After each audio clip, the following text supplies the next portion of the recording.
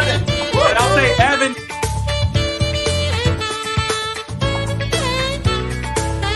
That's good. You're 4, but I don't have to be. It's a win.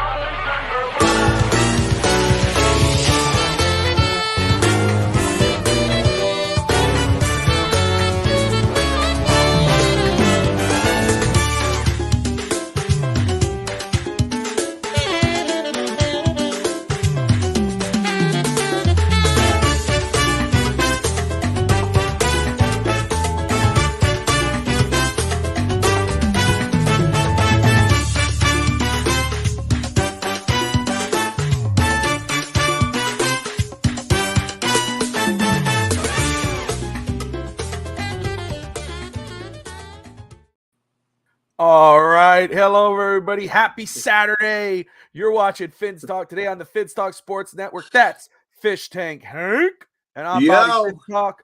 Fish Tank, what's up, my man? You know, it's been a great week. I did a little bit of Disney World this week. And, I had some fun at Epcot. And I went to Magic Kingdom. So I did a little bit of that, and then my wife and I, we've taken a ride here and there, gotten some eats, joined this car club, and we're getting ready to do some cruises, but not yet, though. We still got Miami Dolphins stuff going on. So yes, we do. And again, guys, Fins Talk today on the Fins Talk Sports Network. Smash that like and subscribe button. So Fish Tank. So you were at Disney World. Did you get to wish upon a star for this upcoming season for the Dolphins, obviously after the offseason? I did wish upon a star. I bet $300 on the Miami Dolphins to win. There you go. So I put my bet on Twitter. I bet $200 that they would win it all, and that pays like $6,600. Yeah. And then I bet $100 that they would win the AFC title. And that one paid out like 19 something. So you're putting your money where your mouth is, and now I know that when we get to later on in the off season, we start doing our season predictions when it gets closer to the regular season, and you're getting a little fired up at me if we have our schedules a little different because hey, I got money in this. They better freaking win. Love it. I love it. I do this every year, but nobody knows it till now. There you go. You see, I do this every year. I bet on the Miami Dolphins to win, take the AFC, and win the AFC East. I bet that every single year, and I bet about $400 to $500 every year before the season starts, and I do it now. I don't wait till later like everybody else. I do it now. I put my foot in the hot water a little bit, test it, and go, oh, yeah, that's nice enough for a jacuzzi. It's not too hot, and I jump in. There you go. There you go. I like it. I like it. Steve, Hammer Time, Ender, all in the house. Everybody tuning in. Thank you so much. We appreciate you, whether watching on Twitter, Facebook, or YouTube. Fins up. Smash that like and subscribe button. So, Fish Tank, yes, talking about this week, before this kind of, Evan in the house. Good to see you, brother. So, morning, Evan. This week, earlier, you put a poll out on Twitter, which kind of got people fired up a little bit. There's some people, maybe one or two came at you. I found it quite interesting. You asked, should the Dolphins consider signing Derek Carr? Would fans like to go that route? Instead of people really answering the question, people were coming at you. Explain what the heck went down. All right. It was a pretty easy question, I thought. But we have we have people that nitpick everything and look at everything. You know what I mean? They look at the numbers and they look at what is possible and what isn't possible. I simply ask the question of, would you want Derek Carr on the Miami Dolphins roster? That's it. Nothing more. I'm not saying get rid of Tua. I'm not saying anything. I'm Not just saying saying, bench would you? Tua. Yeah, I didn't say any of that. I'm saying, do you want to be? Would you want him on our team? And for me, knowing Tua's history of injuries, if we could get Derek Carr, talk to him on the side, say, hey, look, Tua's been in and out, so we bring you in for a year. At the end of the year, you could become our starting quarterback. We'll pay you $20 million for a year. You just check out the playbook, and then we'll see how it goes.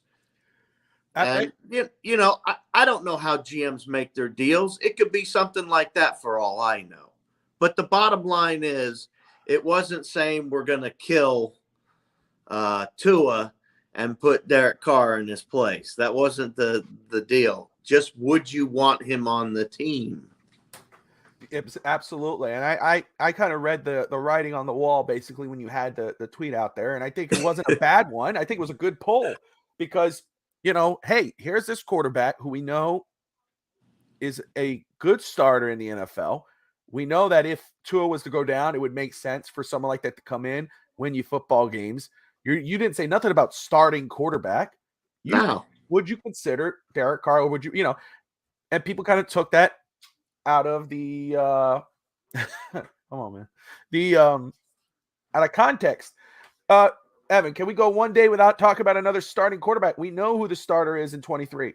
Well, yeah, we do. That's the point. We do know who the starter is. It's Tua. But what we don't know is how long is he going to last in 2023. That's why I don't think it's a bad discussion to have. Why is it a bad discussion? I don't get it. Should the Dolphins consider a quarterback like Derek Carr who's on the market? Would you rather him go get another Teddy Bridgewater? Are you that comfortable with Skylar Thompson as the backup? Think about that. Yeah, I don't want Skylar as a backup if I can have Derek Carr. And, I think really Derek Carr playing quote unquote worse with last year with Davante Adams. I think it's more has to do with a Josh McDaniels. I think if you were to put a quarterback like Derek Carr with a Mike McDaniel, Tyreek, Jalen Waddle, etc., you're going to get a way better Derek Carr. I just want to read this out very quick. Last year, what was it? His record was 6. He was 6-9, 3,500 yards, 24 touchdowns, 14 picks, and he played 15 games last year. 2 games he was out. I think he got benched at the end there. The year before that, 4,800 yards, 23 touchdowns, 14 interceptions. That was 17 games. The year before that, 16 games, 4,100 yards, 27 touchdowns, 9 interceptions.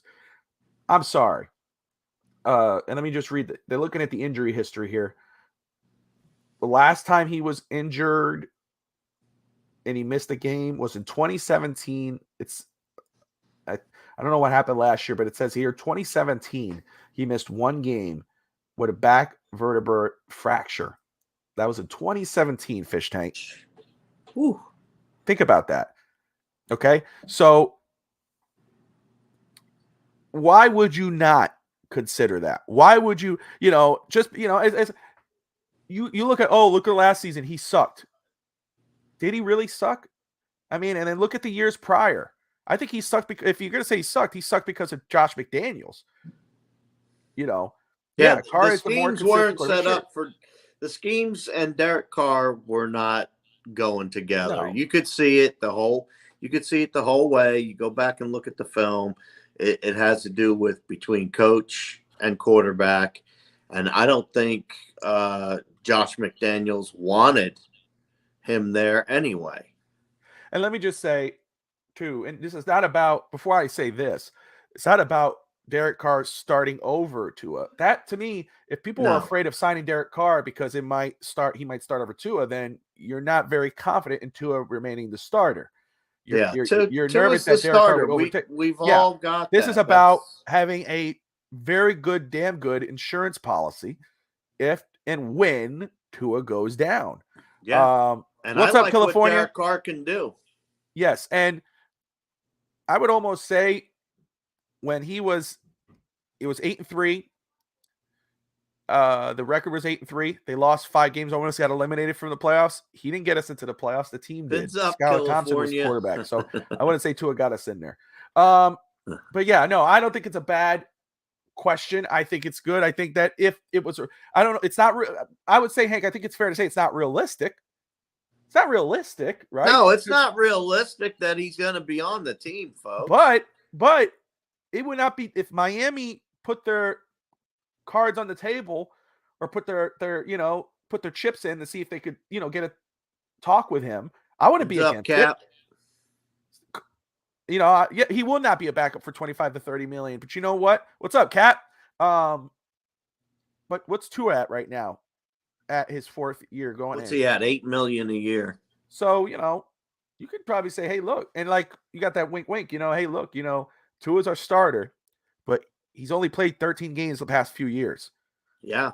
Wink. And when he goes down, you're the starting quarterback.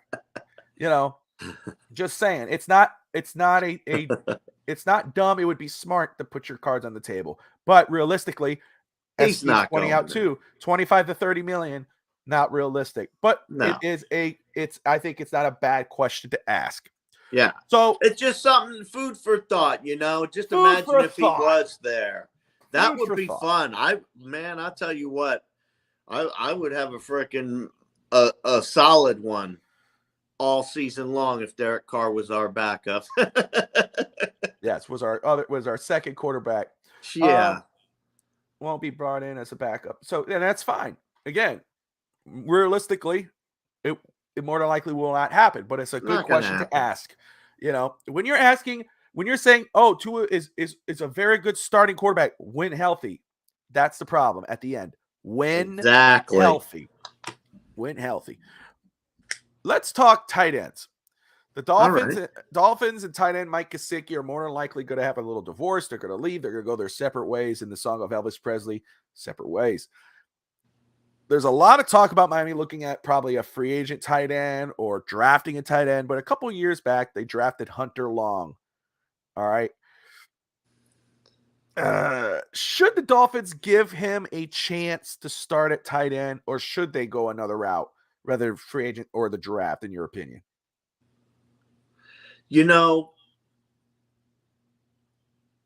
That's a hard question, to be honest with you. I don't think Hunter Long is the solution.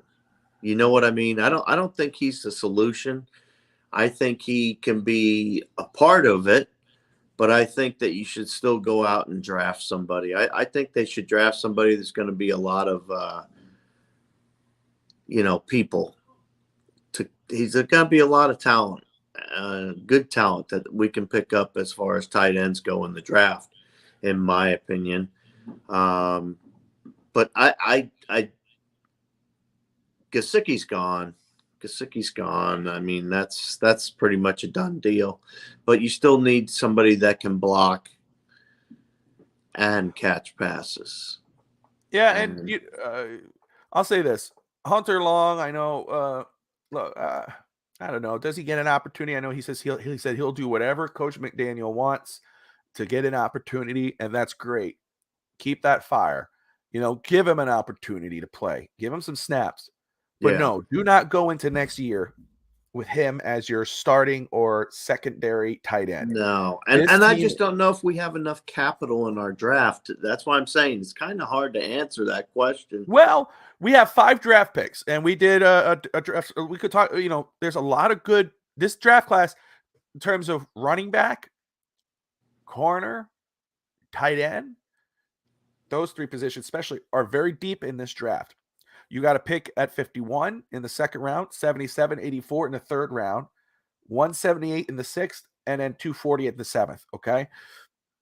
For instance, for myself, you're right. I think everybody agrees we need a blocking, catching tight end. You need a tight end who could do both.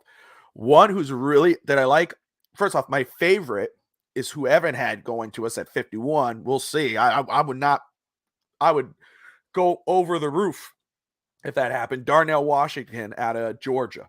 6'7", Yeah. 250, whatever. That dude is a stud, okay? And I know when people look at his numbers as a receiver, you kind of but you got to remember what type of offense he was in, okay? It was a very talented offense, a lot of superstars in that Georgia offense. But when he did get the ball in his hands, he was a playmaker. But he also was like having another offensive lineman there, okay? He's a great blocker. So he'd be a perfect tight end for the Dolphins if you could get him. Now, what's up, G?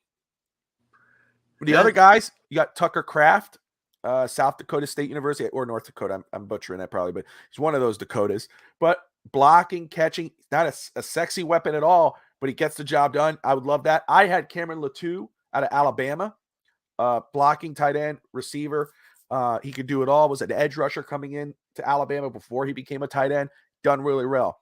So, and I had him going in the 6th round to Miami. So it could happen, okay? And you could find a viable weapon, but you shouldn't go in with just Hunter Long or Smythe. This team is too close to go in without a quality tight end at that position. Yeah. So you could get a veteran. We got to get somebody in there though. But it can't just be Hunter Long. Give him an opportunity, but he cannot be your starting guy going into He needs help, definitely. The tight end position is too important to this offense to go in with someone like a Hunter Long. Unless exactly. And it showed having Gesicki.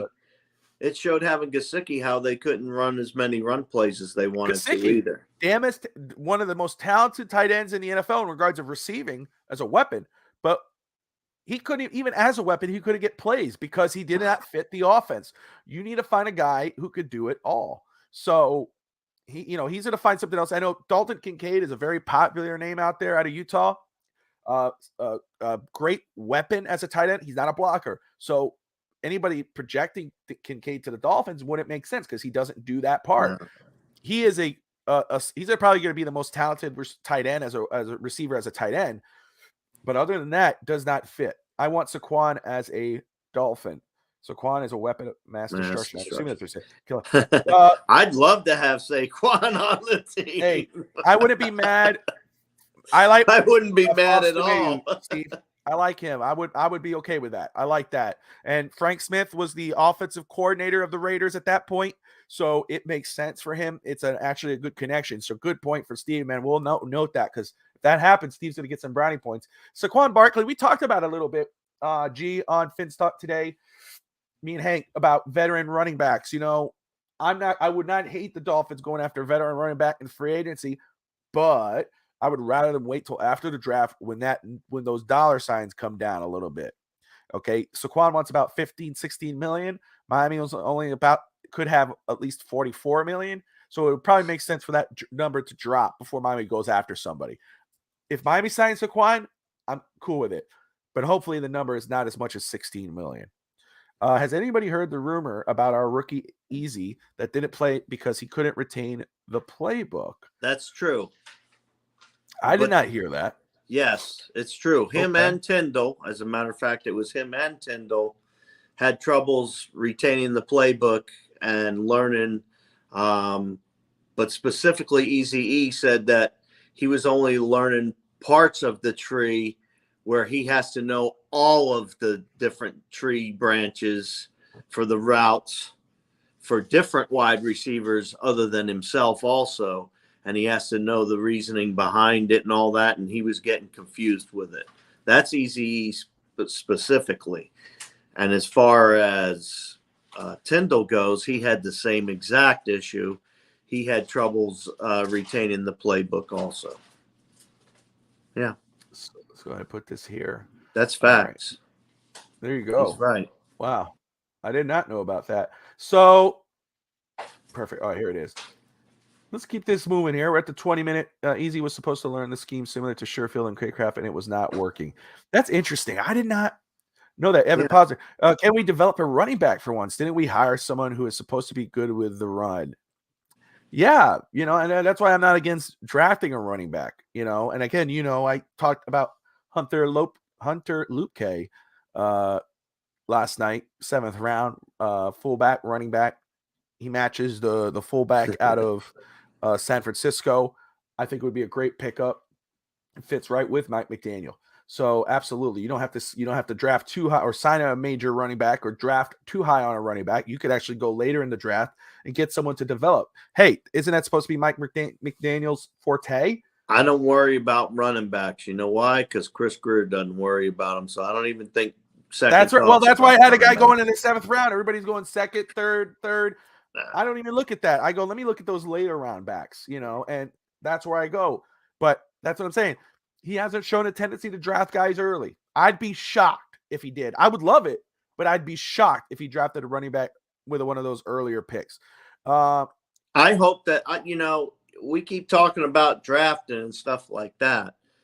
And I haven't talked much draft with you at all. But for me, Miami needs to drop back once or twice in this draft to be able to fill all these holes. There's no way. That's why. Well, first off, we got free agency. You got to get up $44 million, possibly for structures. Go into the draft with as less holes as possible. That's why I want you spending big money on big time players. Get those lower tier guys. Foster Mayu, the tight end out of the Raiders. You could get him for a good contract. Fill up those holes. So that way, when you go into the draft and you're at 51, you could go best player available. I'm talking when you hit 51, you go back to 60 something. Oh, well, and when you get and you pick up a 100 something in the 100 range along with that pick, then you drop back another 10 or 20 and you pick up 3 or 4 more picks. And then you have enough picks to continue in your 3rd, 4th, and 5th rounds. Yeah. That's just my opinion. That's what I would do because there's just too much talent there. In those later rounds, like you were talking, what we need is there in the later rounds. You're deep in cornerbacks. You're deep in tight ends. You're deep in wide receivers. I mean, it's really nice. The only thing we're missing, again, is offensive linemen, maybe a center. Pick up a center later on.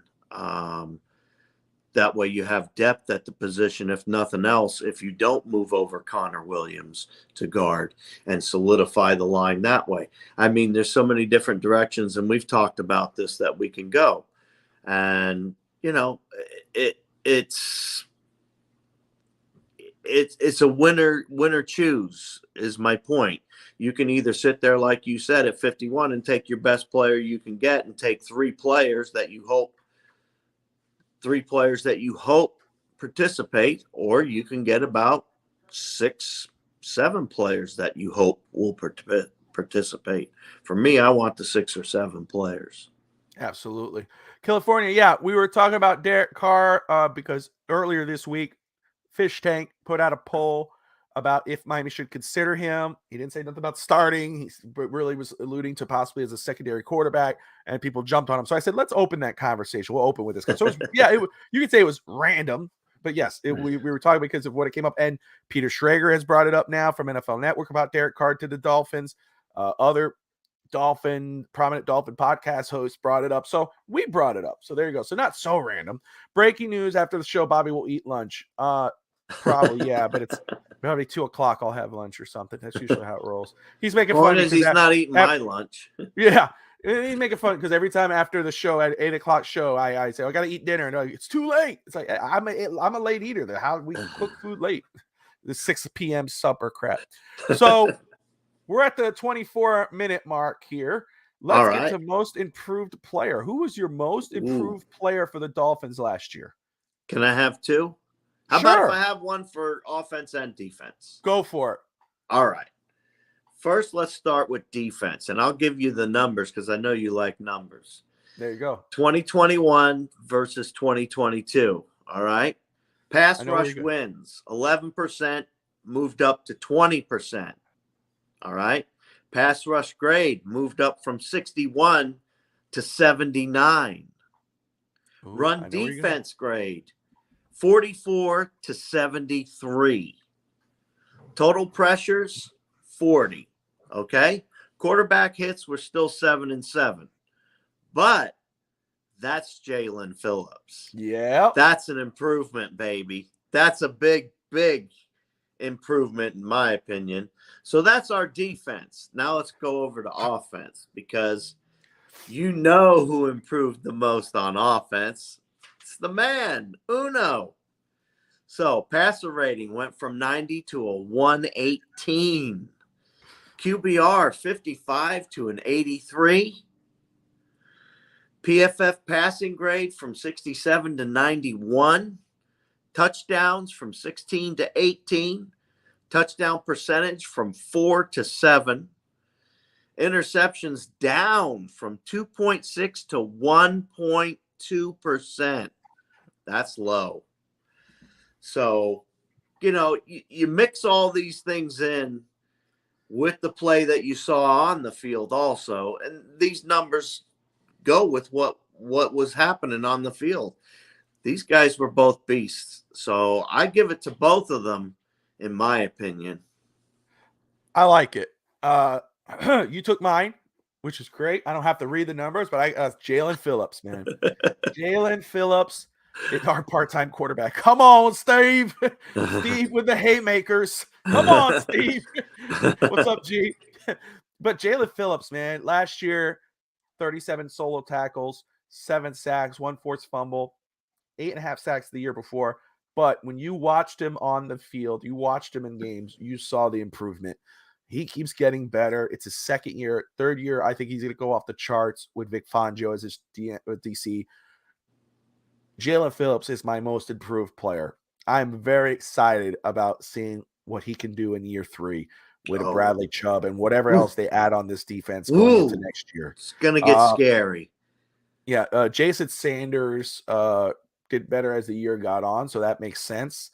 Tua makes a lot of sense as well. With Mike McDaniel, with Tyreek Hill, with Jalen Waddle, definitely improved and put a staple that he could be a very successful quarterback, starting quarterback in the NFL. The question now for him is health and playing against top 10 defenses. But love the answers. Jalen Phillips, 100,000%. All right. It's about that time, Fish Tank. You ready to put on your thinking cap? Uh-oh. You know what it is. Here you go. All right, guys. We got some Dolphins trivia. We got about 4 questions here. So let's start it off. All right. This one should be easy. I don't know if you've been paying attention to some of the Dolphin news that came out. We'll start off with this. Guys, kind of give Hank a little bit of time before you put the answer in the chat. Which Hall of Fame player recently revealed that he wanted to come play with Dan Marino and the Dolphins, but was turned down by Don Shula? Was just revealed this week. Randy Moss? Emmitt Smith. Emmitt Smith, the running back from the Dallas Cowboys, Hall of Fame running back. He said that he called Don Shula and told him, I want to come play for the Dolphins. I want to win a championship with Dan Marino. And Shula turned him down. Wow. But at what stage of his career was he in? That's a great question. I have to go back and look at that. But see, it's still if Dan Marino, if Don Shula was still coaching at that point, I would say it wasn't a bad wasn't a bad stage. Emmitt Smith was still pretty damn good to his later years. Miami, Dan Marino never had that type of running back, So let me ask this question for everybody, because we know we know what he could do, what he could have done. How do you feel about Don Shula? Does that make you feel any sort of way that Don Shula turned down Emmitt Smith wanting to come to the Dolphins? That means he's the Don. That's right. Obviously a good question. It was in 1993. Okay. Damn. Wow. 93. Come on, dude. Wow. It was his 3rd year. Are you? Yeah. Definitely have to say Don messed up on that one. I'll have to say I do feel a certain kind of way right now, Don. But remember, that offensive line could pass block, not run block. Oh, man. Wow. Emmett was one of the slower backs, and I don't know that he would have done so well in Miami, to be honest with you, because he had some huge holes to run through in Dallas. Huge. Oh man. Oh, dude, that really burns the nostrils. All right, what year did the Miami Dolphins begin as an expansion team? 1972, 1966, 1969, 1966. There you go. The year Hank was born. Inception, baby. Right? Was it the year you were born? That's the year I was born. There born into being a Dolphins fan. There you go. There you go. Dolphins coaching legend Don Shula, who's making us feel a certain kind of way today, served what position in 2014? General manager, head coach, vice chairman, or that's it. If I said the other one, it would have been obvious. Say what? Vice chairman. That's right. That's I was going to go, or if I take a long time, it's like, oh, Bobby, we know that one's not the answer. I was like, yeah. Offensive coordinator. Vice chairman's right. So you got 2 out of 3 so far. The final one.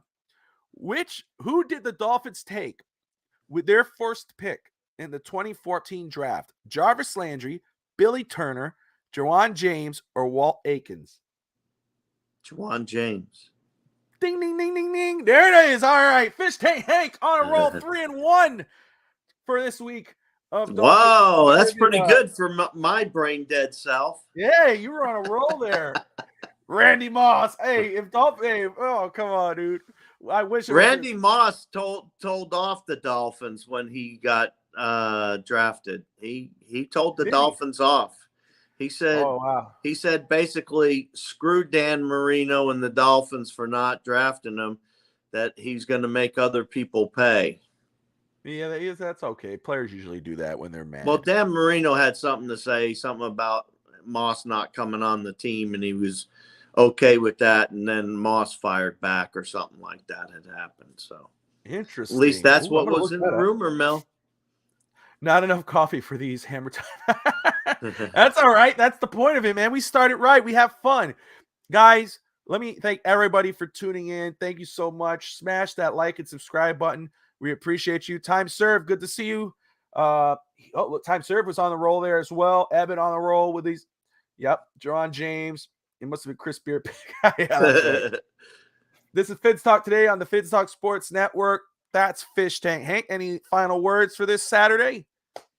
It's been a great week, to be honest with you. I'm looking forward to the off season. I'm looking forward to what's coming up, the combine. I'm looking forward to the combine, to be honest with you. Not that we're picking any of the top players, but you look at the people that are hitting around number 5. You know what I mean? Yep. Top 5. And those are the guys I look at as 5 through 10 as far as where they fall after they've done their combine. So, and I think those are going to be guys that Miami might go after in that area. So just my guess. There you go. That's Fish Tank Hank. I'm Bobby Finsock. Thank you all for tuning in. Later today, about 6 o'clock Eastern, we got Huddle Up and Wait with Brett Lagasse and Dave Stager. They're going to talk, of course, the Super Bowl. They're going to talk about all types of things going on with free agency, all that whatnot. So tune in for that. Until then, and of course, tomorrow, Fish Tank in the morning for Finn's Table Talk on his YouTube channel. Right? You're on tomorrow? Yes, sir. On Finn's Table Talk YouTube at 8 a.m. There you go, guys. The wife and I, so KJ and me, we do a quick 10, 15-minute blip, and that's it. We're done. There you go. All right, guys. Thank you all for tuning in. Smash that like and subscribe button. And subscribe. Most importantly, fins up, everyone. Fins up. Later.